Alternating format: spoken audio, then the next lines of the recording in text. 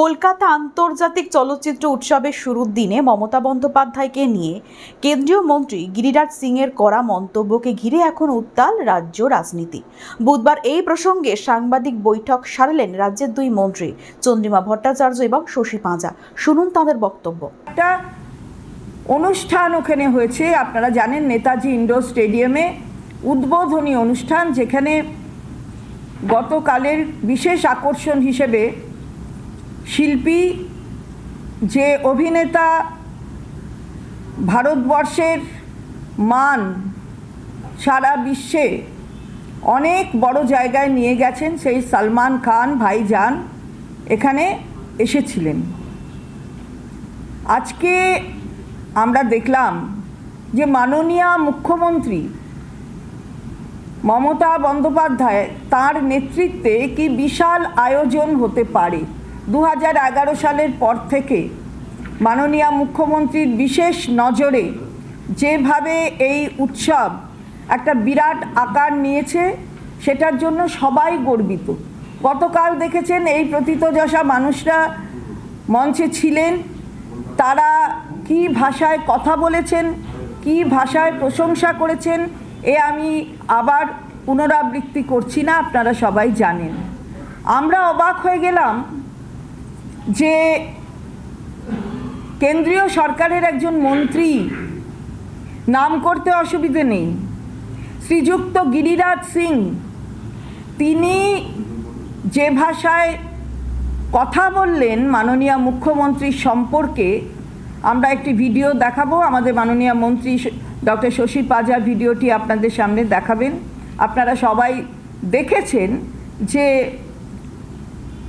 অনেকের আহ্বানে, অনেকের আবদারে ভাইজান ওখানে একটি গান, মানে যে গানটি আমাদের ইন্টারন্যাশনাল ফিল্ম ফেস্টিভ্যালে প্রথমেই যেটা দেখানোর জন্য, প্রদর্শন করবার জন্য যেটা হয়েছিল, সেই মিউজিকের সাথে তিনি একটু পা মিলিয়েছেন। পা মেলাবার সময় অনেকেই পা মিলিয়েছেন, যে প্রথিতযশা মানুষদের কথা মঞ্চে বলছি আমি, তারা সবাই পা মিলিয়েছেন। এবং বিশেষ অনুরোধে, ভাইজানের বিশেষ অনুরোধ, অন্যান্য যারা ছিলেন তাদের বিশেষ অনুরোধে, মাননীয় মুখ্যমন্ত্রী তার পায়ে অসুবিধা আছে, তা সত্ত্বেও তিনি তাদের কথা রেখে একটু সেখানে গিয়ে তাদের সাথে মিলিত হয়ে ছিলেন, মিলিত হয়েছিলেন মঞ্চে। তার জন্য কেন্দ্রীয় মন্ত্রী যেভাবে একজন মহিলা মুখ্যমন্ত্রীর যে ভাষায় তাকে আক্রমণ করেছে, এটা আমাদের বাকরুদ্ধ করেছে। আমি ডক্টর শশী পাঁজাকে বলবো এটা আপনাদের সামনে তুলে ধরতে। मना रही हैं, ठुमके लगा रही हैं, ये उचित नहीं। लेकिन उनका ये कहना है कि ये तो फिल्म जो है फेटर्निटी का को लेकर के एक फेस्टिवल है, वहां पर मुख्यमंत्री पहुंची हुई है। तो फेस्टिवल में ठुमके लगाना कौन? जश्न मना रही है, উৎসবে তো জশ্ন সবাই মানায়, ওনারা কি মানান না, নাকি ওনাদের নেতৃত্ব মানান না? আর ঠুনকে লাগা রহি হে, এটা কোনো কথা হলো? এই ধরনের অপমানজনক কথা নিজেদের দিকে যদি আঙুল দিয়ে দেখেন, তাহলে বিভিন্ন জায়গায় দেখতে পাবেন তাদের নেতৃত্ব কি করছে। আমরা এগুলো নিয়ে বলতে চাই না, কারণ আমাদের রুচিতে বাধে, ওদের রুচিতে বাধে না। একজন মুখ্যমন্ত্রী, তাকে নিয়ে এই ধরনের কথা বলার তীব্র প্রতিবাদ করছি আমরা। যে ভাষায় কথা বলেছেন, হ্যাঁ গাইবেন, হ্যাঁ নাচ করবেন, আমাদের সংস্কৃতির এটাই বলে। সুতরাং উনি কি বলছেন তাই নিয়ে পৃথিবী চলবে না, আর আমাদের বাংলাও চলবে না।